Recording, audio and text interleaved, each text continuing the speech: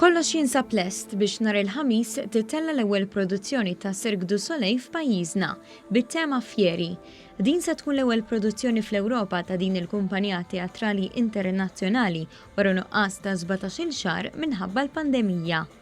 Diversi kmamar tal-aħbarijiet kienu mistiedna biex jumejn qabel l-ewwel produzzjoni isegwu l-provi bis-sem ta' kważi 50 ruħ li qed jaħdmu fuq din il-produzzjoni, fosthom 23 artist.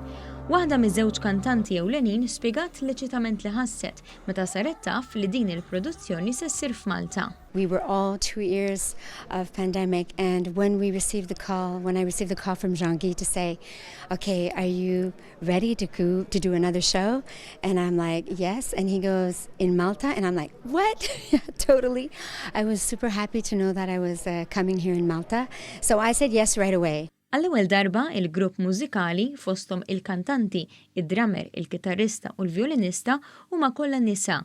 Il-kant se jkun b'lingwi differenti u stili varji. There's very punk rock style, there's Italian romantic, so you have very different styles, but the punk rock is very hard on this show. It's amazing. It's like it has like this rock side. Din il-produzzjoni esklusiva titratta l-istorja ta' Malta tul is-snin.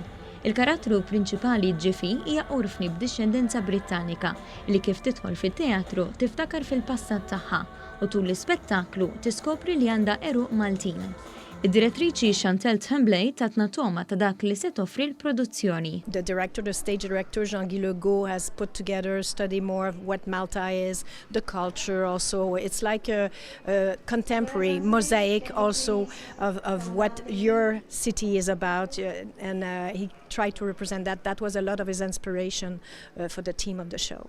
B'kollox se jsiru 28 produzzjoni bejn il-25 ta' Novembru u 19 ta' Diċembru. Kull produzzjoni hija twila 1.25 siegħa.